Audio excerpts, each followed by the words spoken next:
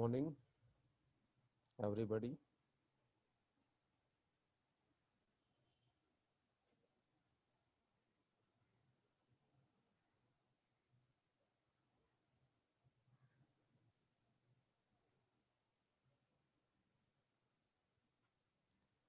Let's wait for 1 minute more and then we will start with the today's topic. Everybody switch on your cameras. Just mute your mic and switch on your cameras.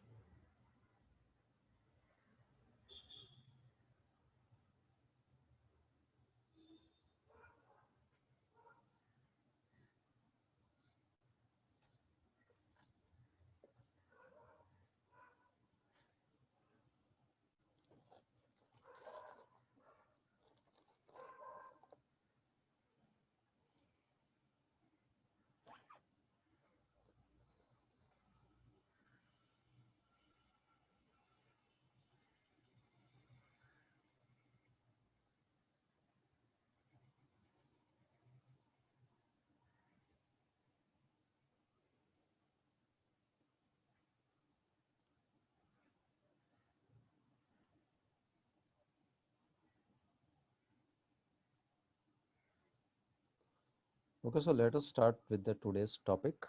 Just discussing about the different aspect of IMC, Integrated Marketing Communication. This is the book right now I'm following. Okay, this is the book right now I am following. Okay, Advertising One, said publication, because there are many books available, but right now in the scenario of lockdown and all, मेरे पास ये book है, so I'm using this book. Or anyway, book is just for referring to the contents. Okay, so if you want, you can refer this book because इसमें जो contents है उसका explanation I will give you, so you can use this book. Okay, so that you will go point wise, जो मैं जा रहा हूँ उसी से आप भी उसको follow कर सकते हैं. Okay, now what we have seen about is that features of IMC. कि फीचर्स क्या IMC के, इंटीग्रेटेड मार्केटिंग कम्युनिकेशन के फीचर्स क्या क्या है. सो फीचर वाज दैट कि वो प्रोसेस है जो कंटिन्यूस प्रोसेस है, which is dynamic, which can change, जो चेंज होती रहती है, एंड विच कीप्स गोइंग. एक ही बार का प्रोसेस नहीं है, ये कांस्टेंट प्रोसेस है. देन नेक्स्ट हमने देखा था उसके एलिमेंट्स क्या क्या है. सो हमने देखा advertisement, second is sales promotion, publicity हमने देखा था, लास्ट वाज पब्लिसिटी.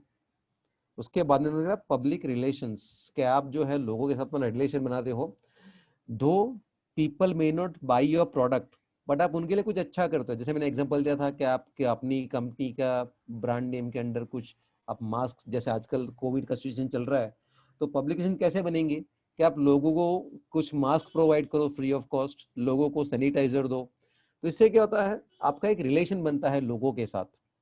पीपल में थिंक के यार इन लोग का तो हमने कुछ प्रोडक्ट नहीं खरीदा, फिर भी वो देखो कितने अच्छे हम लोग को इतनी हेल्प कर रहे हैं. They are helping us, they are helping us getting sanitization. हमें ये सैनिटाइजर देते हैं, हमें ये मास्क दे रहे हैं, हमारी हेल्थ के लिए बहुत ही अच्छा काम कर रहे हैं. सो एक रिलेशन बनता है. उसके बाद में when the relation is set, लोग सोचते हैं कि चलो इन लोगों ने हमें हमारे लिए इतना किया, we should do something for them. तो फिर वो कंपनी की प्रोडक्ट देंगे. जैसे बीच में टाटा ने डिक्लेयर किया था कि उसने कोविड के सामने लड़ने के लिए गवर्नमेंट को 1500 करोड़ रुपीस दिए. अब टाटा अकेली कंपनी नहीं है इंडिया में, there are so many companies, बहुत सारी हजारों कंपनियां हैं, छोटी बड़ी बहुत बड़ी. But Tata shown this interest, Tata ने ये जो है जनरल पब्लिक के वेलफेयर के लिए ये काम किया, 1500 करोड़ रुपीस दिए. So now people feel obliged कि टाटा इतना हमारे लिए कर रहा है, तो we also should buy the Tata products. क्योंकि कंपनीज ये पैसे कहां से लाती है, they are getting it from the people. Tata ने 1500 करोड़ दिए, तो 1500 करोड़ टाटा ने कमाए कहां से, सोसाइटी से कमाए. नॉर्मल जो सर्कमस्टेंसेस होते हैं उसमें लोग क्या फॉलो करते हैं, कॉर्पोरेट सोशल रिस्पॉन्सिबिलिटी, CSR. आपने शायद सुना हो इसके बारे में, कॉर्पोरेट सोशल रिस्पॉन्सिबिलिटी. कॉर्पोरेट मतलब बड़ा, कोई बड़ी कंपनी, बड़ा ऑर्गेनाइजेशन, उसको बोलते हैं कॉर्पोरेट्स. तो कॉर्पोरेट जो है वो उनका सोचना ये होता है कि भाई हमने जो भी पैसे कमाए हैं, what ever we have earn is earn from the society. So society को प्रोडक्ट दे दी वो इनफ नहीं है, बिकॉज प्रोडक्ट तो बहुत सी कंपनी बनाती है, जैसे टाटा की कोई प्रोडक्ट है तो उसके जैसी दूसरी 4-5 कंपनी और भी होगी। लेकिन जब लोगों ने टाटा पे ट्रस्ट किया, या अगर आप कोई कंपनी चला रहे हैं, आपकी कोई कंपनी है एंड लोग अगर आपको ट्रस्ट करते हैं, लोग आपको बिजनेस देते हैं, तो व्हाट यू फील कि मुझे भी कुछ इनके लिए करना चाहिए। It's give and take relationship, भाई मुझे ये फायदा मिला है, मैंने जो भी पैसा कमाया है इसी सोसाइटी से कमाया है, then I should give something back to the society, जिसको बोलते हैं कॉर्पोरेट सोशल रिस्पॉन्सिबिलिटी, CSR। और ये CSR जो है वो अभी गवर्नमेंट ने कंपलसरी किया है, किसके लिए? जिसका टर्नओवर 2000 करोड़ के ऊपर हो, उन सबके लिए CSR कंपलसरी किया कि आपको अपने प्रॉफिट का कुछ पार्ट जो है वो लोगों की भलाई के लिए यूज करना चाहिए। वो कुछ भी हो सकता है, जैसे कि कोई कंपनी अच्छे रोड बना दे, जहां पर उसकी फैक्ट्री उसके आजू में अच्छे रोड बना दे, कोई कंपनी जो है वो स्कूल और कॉलेज खोल दे, कोई कंपनी जो है वो इलेक्ट्रिसिटी प्रोवाइड करे, कुछ कंपनी जो है वो हॉस्पिटल बनवा दे। सो दिस इज ऑल कुछ ना कुछ ऐसा काम है कि जो सोसाइटी को हेल्पफुल होता है, सोसाइटी को नीडेड होता है। और ये जो टाटा ने अभी जो 1500 करोड़ दान किया, उसके लिए वो भी एक कॉर्पोरेट सोशल रिस्पॉन्सिबिलिटी ही है। हालांकि CSR में इतने ज्यादा पैसे कोई खर्च नहीं करता, वो टाटा है, टाटा का थिंकिंग, टाटा का आइडियोलॉजी बहुत ही अलग है। They are not working for the profit, but they are working for society's welfare. So this is what, कि आप पब्लिक के साथ एक रिलेशनशिप बनाते हो, जिसको बोलते हैं पब्लिक रिलेशंस। और उसके तहत आपको भले बिजनेस मिले ना मिले, आप लोगों के साथ रिलेशन बनाते हो, relation will get the business. हमेशा देखना है आज के जमाने में, when there is number of brands available, competition बहुत ही शार्प है, लोकल कंपटीशन है, इंटरनेशनल कंपटीशन है, इन दिस सिनेरियो जब तक आप लोगों से रिलेशन नहीं बनाओगे, आपको बिजनेस कम मिलेगा। नहीं मिलेगा ऐसा नहीं है, कम मिलेगा, क्योंकि लोगों को अपना लगना चाहिए। अभी देखो, इसलिए अमेजोन जो है उसने अपना लेटेस्ट कैंपेन क्या रखा है, अपनी दुकान। अब अपनी दुकान क्या होती है कि अमेजोन मेरे बाप की हो गई, अमेजोन अपनी दुकान मेरी दुकान, चलो जाओ कुछ भी उठा के लाओ फ्री ऑफ कॉस्ट, ऐसा है? नहीं, लेकिन वो हमें ऐसा जताना चाहते हैं कि ये तो अमेजोन जो है it is your own company, आप उसमें से खरीदो, आपको बेनिफिट होगा, आपको क्विक डिलीवरी मिलेगी, आपको बहुत ही डिस्काउंटेड रेट से मिलेगा। सो दिस इज जस्ट एक लोगों को ऐसा फील करवाया जाता है, वरना कोई दुकान हमारी नहीं होती। और मैं तो बोलूंगा अच्छा ठीक है, एक काम कर, अमेजोन में जितना भी मिलता है सब कुछ मेरे घर पे भर दे, मेरी दुकान है ना, तो दुकान में क्यों पड़ा रहेगा, मेरे मेरे घर पे आएगा ना मेरा सामान। ट्रेन में ट्रैवल करते हैं तो ट्रेन में आता है रेलवे आपकी संपत्ति है, आता है ना, सुना है ना आप लोगों ने? ट्रेन में ट्रैवल करते हैं तो आता है कि रेलवे आपकी संपत्ति है, इसको साफ सुथरा रखिए। तो पंखा घर पे ले जाओ, अपनी प्रॉपर्टी है ना, ये पंखा उधर पड़ा पड़ा क्या करेगा, हमारे घर पे काम आएगा गर्मी में, अपनी प्रॉपर्टी है रेलवे। या उसमें से बेंच उठा के बेच दो, के लो चलो ले जाओ बेंच, रेलवे अपनी प्रॉपर्टी है। बट ये एक फीलिंग की बात होती है, एक इमोशंस की बात होती है। रियली जेन्युइनली को अपने नाम पे नहीं कर देता कि ये चर्च के स्टेशन तुम्हारा, जो करना है करो। Okay, so this is how कि लोगों के साथ एक रिलेशन बनाया जाता है। उसके बाद में होता है डायरेक्ट मार्केटिंग, कि मतलब individually one two one address करके सेल करे। जैसे यहाँ पर मुझे आप लोग के साथ डायरेक्ट मार्केटिंग करना, तो I will talk directly to Rakesh, I will talk directly to Ifra, I will directly talk to Jennifer. Okay, मुझे मैं इंडिविजुअल लोगों के साथ मैं डायरेक्टली कांटेक्ट करूंगा, उनको लगता है, उनको वैल्यू लगती है कि हाँ मुझसे डायरेक्टली बात कर रहे हैं, they are just talking to me. मैं उनके लिए स्पेशल कस्टमर हूँ, मैं जनरल क्राउड में नहीं हूँ, I am in a special loop with this person. एक पर्सनल बातें होती है, कांटेक्ट होता है, वन टू वन रिलेशनशिप होता है। उसमें क्या फायदा होता है कस्टमर को, उसके सारे डाउट्स, कंफ्यूजन, क्वेरीज जो है वो सॉल्व कर सकता है। ओके, वरना आप नॉर्मल शॉपिंग करने जाते हो तो आपके पास कोई ऑप्शन नहीं रहता कि आप कुछ क्वेश्चन पूछो, वो आपको उसका रिप्लाई करे, आपको सेटिस्फाई करे। लेकिन डायरेक्ट मार्केटिंग में, या इसको पर्सनल मार्केटिंग भी बोलते हैं, उसमें वो आपके साथ वन टू वन डील करेगा, वन टू वन आपको आपकी रिक्वायरमेंट समझने की कोशिश करेंगे सेल्स पर्सन। और अगर आपके लिए कोई प्रोडक्ट बेटर है जो आपने सिलेक्ट किया, उससे बेटर हुआ है, तो वो सजेस्ट भी करेगा कि साहब आपके लिए तो ये प्रोडक्ट ज्यादा बेटर रहेगी, आपकी जो रिक्वायरमेंट है उसको ये अच्छी तरह से फुलफिल करेगा। सो दिस इज व्हाट के डायरेक्ट मार्केटिंग या पर्सनल सेलिंग। पर्सनल सेलिंग भी वही होता है डायरेक्ट मार्केटिंग का, थोड़ा सा ज्यादा पर्सनलाइज्ड वे, क्या आप उसकी जरूरत को समझो, और जरूरत को समझने के बाद आप उसको क्या करो, सजेस्ट करो, उसको सॉल्यूशन दो, प्रोडक्ट नहीं, सॉल्यूशन। प्रोडक्ट जो है वो किसी ना किसी रीजन की वजह से आदमी खरीदता है, कुछ ना कुछ उसका ऑब्जेक्टिव फुलफिल करने खरीदता है। लेकिन सॉल्यूशन सॉल्यूशन में उसका टोटल जो रिक्वायरमेंट है उसको एड्रेस किया जाता है। जैसे मैं किसी सेल्स पर्सन को बताऊं कि यार मुझे ना मूवीज वगैरह देखने का बहुत शौक है, तो मुझे एक अच्छा सा एलईडी टीवी लेना है। तो लगा साहब आप थिएटर में जाते हो मूवी देखने के लिए? नहीं, थिएटर में तो कहाँ, टिकट निकालो जाओ, उतना टाइम किसके पास है। ओके, और 50 काम रहते हैं, टाइम नहीं मिलता है स्टेज। तो बोला सर एक काम करो, आप जो है ना, आपके लिए बेस्ट सोल्यूशन है, आप है ना खाली टीवी मत खरीदो, don't only by the TV, TV के साथ साथ आप होम थिएटर भी खरीद लो। बोला उससे क्या फायदा, व्हाट्स द यूज, मुझे तो खाली टीवी लेना है। बोला साहब थोड़ा सा आपका बजट ज्यादा जाएगा बट कंप्लीट एंटरटेनमेंट आपको मिलेगा, it will be complete entertainment. आपको अच्छे ऑडियो विजुअल्स मिलेंगे। ओके, आपको घर पे बैठ के ही थिएटर का मजा मिलेगा जो आप जा नहीं पा रहे हो because of your busy schedule. आपके पास टाइम नहीं है टिकट निकालने का, ये सब नहीं है। इससे अच्छा आप होम थिएटर ले लो और इंटरनेट से आप मूवीज वगैरह देख सकते हो। दिस इज सॉल्यूशन, ये सॉल्यूशन था। पहले अगर सिर्फ मुझे प्रोडक्ट सेल करनी होती तो मैं कलर टीवी बेच के निकल जाता, कस्टमर मुझे कलर टीवी बेचता, सॉरी सेल्समैन मुझे कलर टीवी बेचता और बात वहीं पर खत्म हो जाती। लेकिन वहां पर उसने क्या किया, पर्सनलाइज किया, मेरे रिक्वायरमेंट को उसने पर्सनलाइज किया, उसने उस चीज को समझा और उसने उसका सॉल्यूशन दिया। तो always customers will appreciate it more कि पूरा सॉल्यूशन मुझे मिल गया। सो इसलिए this is personal selling and direct marketing. उसके मतलब स्पॉन्सरशिप, कि आप जो है लोगों की नजर में आने के लिए, लोगों में आपका इंप्रेशन बने, लोग आपको बहुत अच्छी तरीके से वाइड लेवल पे पहचाने, एक साथ हजारों लाखों लोग जो है आपको जाने, उसके लिए स्पॉन्सरशिप की जाती है। स्पॉन्सरशिप जो है वो एक इवेंट हो सकती है, कोई प्रोग्राम हो सकता है, जैसे आपने टीवी पर देखा होगा, टीवी में बहुत सारे प्रोग्राम आते हैं, स्पॉन्सर्ड प्रोग्राम्स आते हैं, रियलिटी शो होती है, डांस शो होते हैं, ओके, या फिर किसी म्यूजिक का शो होता है जैसे कि सारे गामा वगैरह। तो सबका कोई ना कोई एक स्पॉन्सरर होता है, एक या कभी कभी एक से ज्यादा भी होते हैं जिसको को स्पॉन्सर बोलते हैं। वो स्पॉन्सरर क्या करते हैं, उस जो पर्टिकुलर टाइम पीरियड के लिए जो भी प्रोग्राम आ रहा है टीवी पे उसको ट्रांसमिट करने का सारा खर्चा दे देते हैं स्पॉन्सर्स। और सामने उनको क्या मिलता है, उनको उसमें फ्री ऐड करने मिलता है। जैसे कि अभी आईपीएल है तो वीवो अब तक उसको स्पॉन्सर कर देगा, वीवो आईपीएल। मतलब क्या कि आईपीएल एक साथ में करोड़ लोग देखने वाले हैं, इंडिया में, इंडिया के बाहर, total crore of people will see it. और उस इवेंट को स्पॉन्सर किया वीवो ने, ताकि उसमें हर एक में वीवो का नाम साथ में जुड़ गया, वीवो आईपीएल, वीवो आईपीएल। मतलब लोगों को नहीं पता होगा तो भी पूछेंगे ये वीवो क्या होता है। मतलब वीवो एक कंपनी है, मतलब क्या करती है कंपनी, मतलब मोबाइल फोन बनाती है। लोगों के दिमाग में एक नई चीज बैठेगी कि भाई कि वीवो करके भी कोई कंपनी है।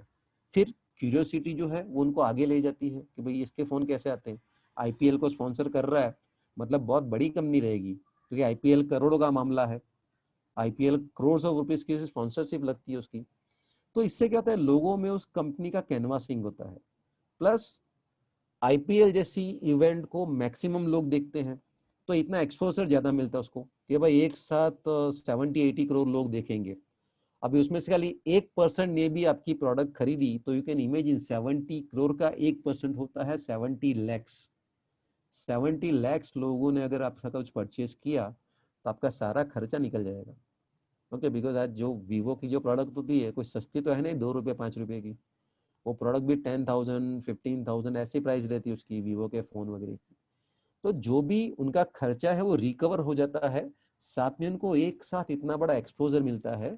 और लोग जो हैं वो उस प्रोडक्ट के बारे में, उस कंपनी के बारे में, उसकी सर्विसेज के बारे में बहुत ही इन डेप्थ जानते हैं। क्योंकि आईपीएल मैच है वो कम से कम 5-6 घंटे तो आती है टीवी पे, मतलब 5-6 घंटे तो लोग टीवी के ऊपर चिपके रहेंगे। अगर वहां पर गए, स्टेडियम में गए तो स्टेडियम में बैठ के देखेंगे। बट उन फुल टाइम एक एक बॉल के साथ साथ उनके दिमाग में हैमरिंग होता रहता है, वीवो आईपीएल, वीवो आईपीएल। और ये एक दिन का इवेंट नहीं है, it is event of few weeks. IPL का जब मैच शुरू होता है तो वो एक दिन में खत्म नहीं हो जाता, उसमें बहुत सारी टीम होती है, बहुत सारी मैचेस होती है, तो इन सब में मल्टीपल इफेक्ट उनको मिलती है कि वो मल्टीप्लाई होता है। इसलिए लोग लाखों करोड़ों का खर्चा करके भी कंपनी जो है वो ये स्पॉन्सरशिप करती है। उसके बाद में आईएमसी जो है वो यूनिफाइड है।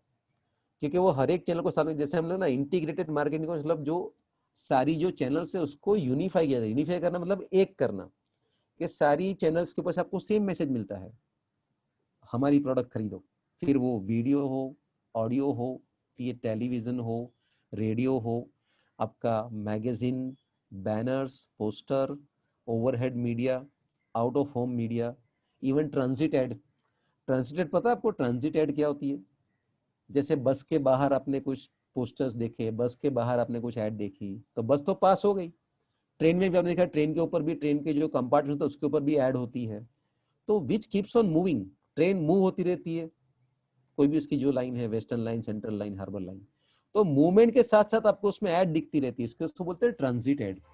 बस के बाहर होती है, बस के अंदर भी ऐड होती है। बस के बाहर जब आप बस की लाइन में खड़े हैं, वेट कर रहे हैं बस के लिए, कोई एक दूसरे नंबर की बस आई, आप देख रहे हैं मेरी बस नहीं है ये, मुझे तो 203 नंबर की बस चाहिए, ये तो 410 है, लेकिन उसके ऊपर जो ऐड है उसके ऊपर आपकी नजर जरूर पड़ती है। एंड जब आपकी नजर पड़ती है, दैट मीन्स आपका अटेंशन उसके ऊपर जाता है। और वही तो उनका मेन पर्पस होता है कि आप ऐड को देखो, आपके दिमाग में वो बात रजिस्टर हो, और आप उस प्रोडक्ट के बारे में सोचो। लो नहीं लो ये सेकेंडरी थिंग है, बट एटलीस्ट आपके दिमाग में वो रजिस्टर तो होता है उस टाइम पे कि हाँ ये है, this is one of the product. So इसीलिए आईएमसी जो है वो यूनिफाइड होता है, वो सारे चैनल्स को एक करके उसमें से आपको कॉमन मैसेज देता है। और उसका पर्पस एक ही होता है कि कस्टमर अपने फोकस से छूटना नहीं चाहिए। अगर वो टीवी नहीं देख रहा तो मोबाइल देखेगा, मोबाइल नहीं देखा तो मे बी वो ईमेल चेक करेगा, ईमेल नहीं चेक किया तो मे बी वो अलग अलग वेबसाइट्स देखेगा, वेबसाइट्स नहीं देखी तो घर के बाहर उसको बैनर दिखना चाहिए, बैनर भी उसने नहीं देखा तो कहीं पर मैगजीन में उसकी ऐड आनी चाहिए। तो एनीवे किसी भी तरीके से उस पर्सन को आप क्या करो, मिस मत करो, उस तक अपनी बात पहुंचाओ। तो ये है यूनिफाइड कम्युनिकेशन। उसमें ऑब्जेक्टिव है, आईएमसी जो है उसका कुछ ऑब्जेक्टिव्स होते हैं। ऑब्जेक्टिव्स क्या है? To create a product awareness, के लोगों में प्रोडक्ट की अवेयरनेस है कि भाई ऐसी भी एक प्रोडक्ट आती है।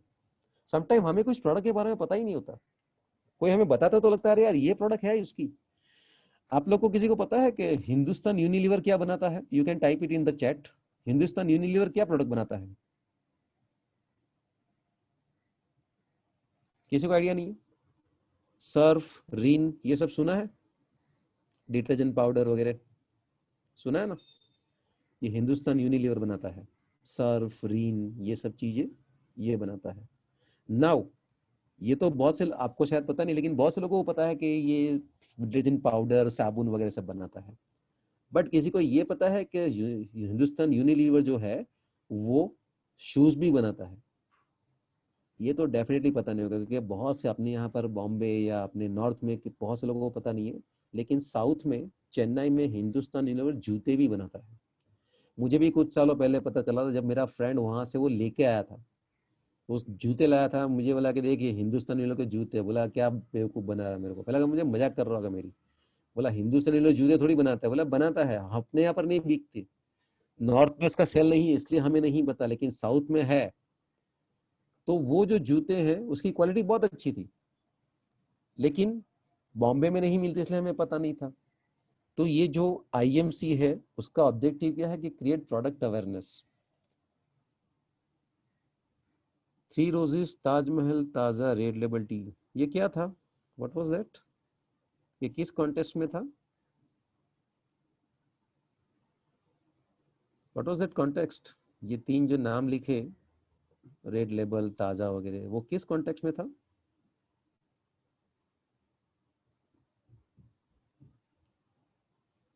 Hindustan Unilever.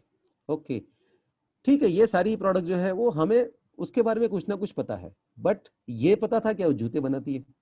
No, we don't know, because है हमारे यहाँ पर मिलते नहीं है वो, या हमें उसकी एड भी देखने नहीं मिलती। साउथ में है, तो इसलिए व्हाट इज द फोकस के आईएमसी से लोगों को प्रोडक्ट में अवेयरनेस मिलती है, प्रोडक्ट की अवेयरनेस आती है आईएमसी से कि ये प्रोडक्ट भी है। जैसे हिंदुस्तान यूनिलीवर के जूते भी हैं, ये कब पता चलेगा? जब आप उसकी एड देखोगे तो पता चलेगा। Next is to induce the target audience to buy the product. क्या आप टारगेट उसको क्या करो, उसको ललचाओ कि ये प्रोडक्ट खरीद, बहुत अच्छी है। क्यों अच्छी है? प्राइस रिजनेबल है, क्वालिटी अच्छी है, साथ में बहुत कुछ फ्री मिल रहा है, उसके साथ आपको ये चीज फ्री मिल रही है, वो चीज फ्री मिल रही है। Like freebie can be anything, it can be cover, it can like mobile में freebie, it can be cover, it can be scratch guard. तो दूसरी कोई प्रोडक्ट, दूसरी कोई फ्री भी हो सकती है।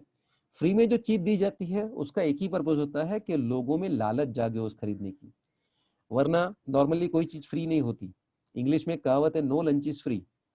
फ्री कुछ नहीं होता, उन लोग ने अपने प्रॉफिट में उसका जो अमाउंट है वो ऐड किया ही रहता है।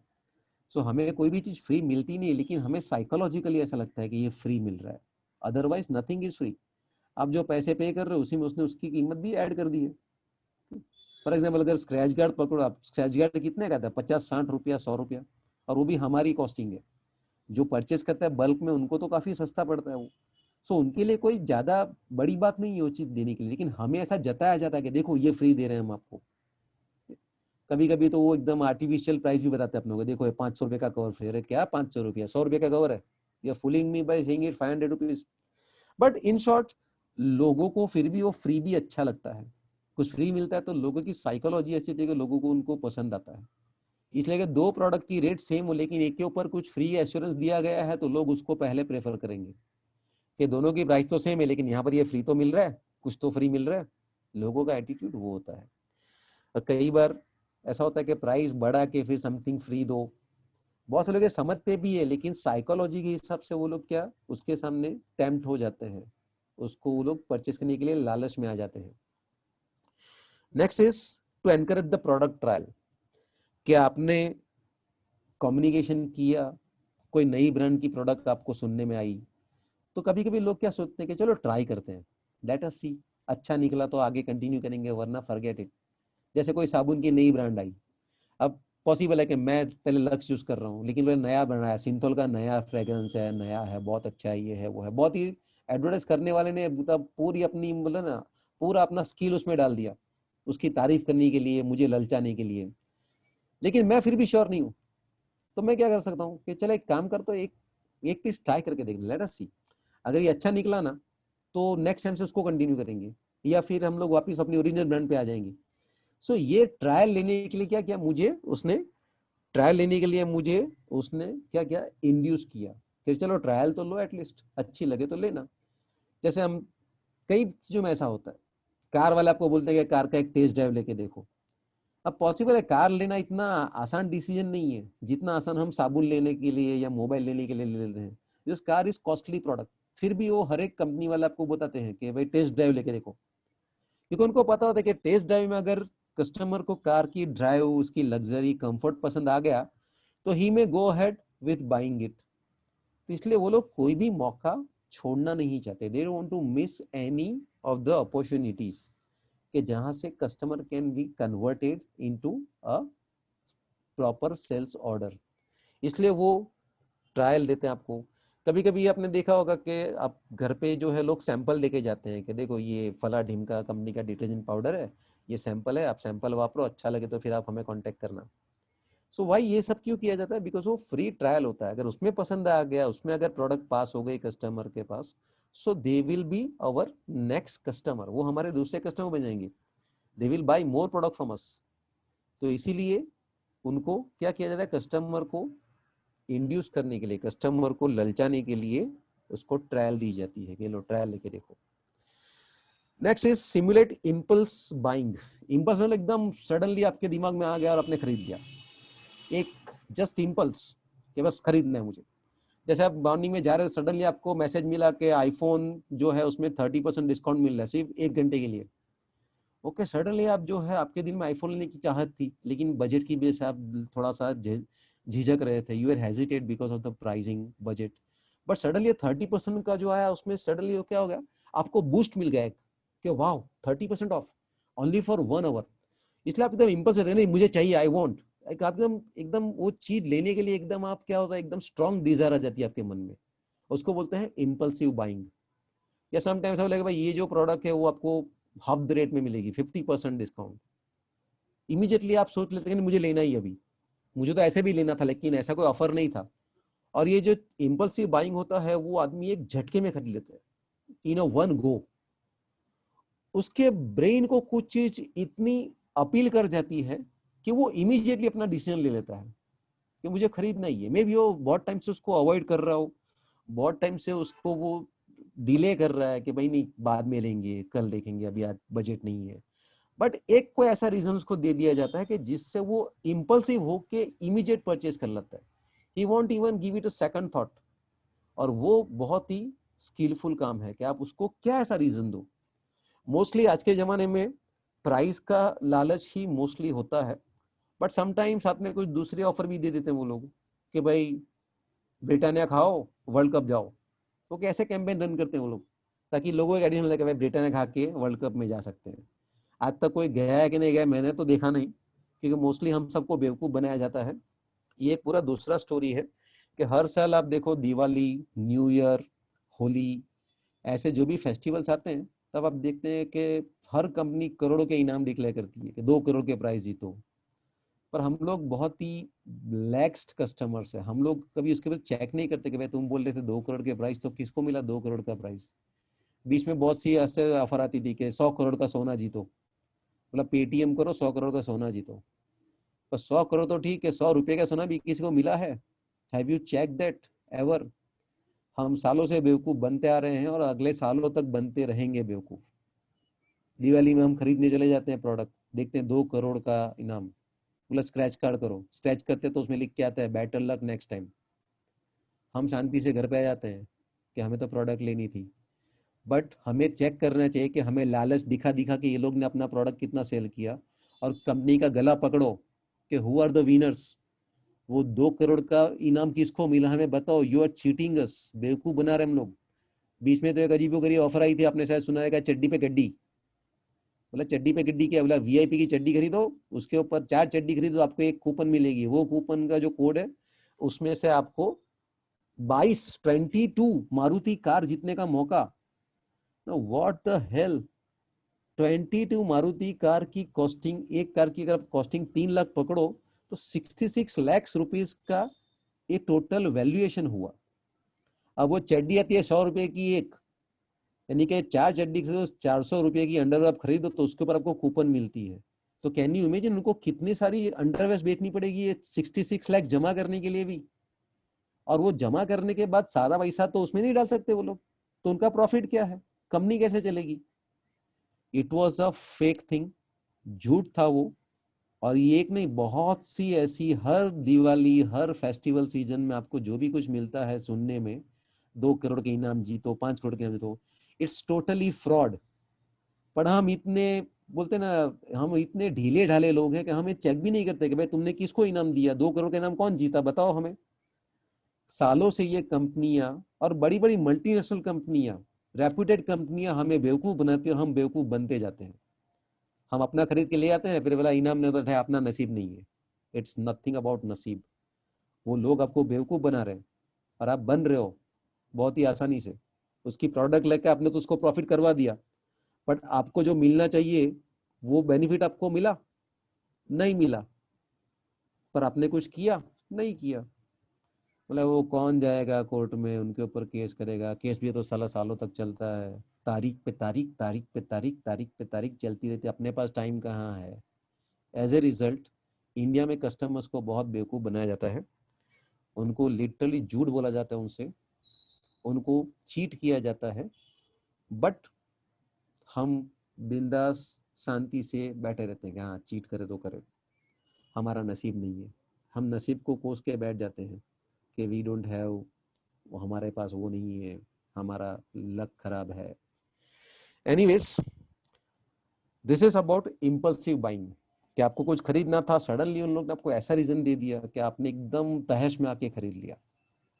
नेक्स्ट होता है डिफरेंशिएट द ब्रांड। आईएमसी क्या करती है, ब्रांड के बारे में लोगों को बताती है, तो साथ में ये भी बताती है कि दूसरी ब्रांड से हमारी ब्रांड अलग कैसे है, हाउ इट इज डिफरेंट। जैसे उसकी कमीज मेरी कमीज से सफेद कैसे, ओके टाइड, टाइड हो तो वाइट हो। तो ये बताता है कि भाई हमारी जो डिटर्जेंट पाउडर है उससे आपके कपड़े बहुत ज्यादा अच्छे, क्लीन, साफ सुथरे होते हैं। तो हर चीज में होता है, हर प्रोडक्ट में होता है कि भाई दूसरों से अपनी प्रोडक्ट कैसे बेटर है।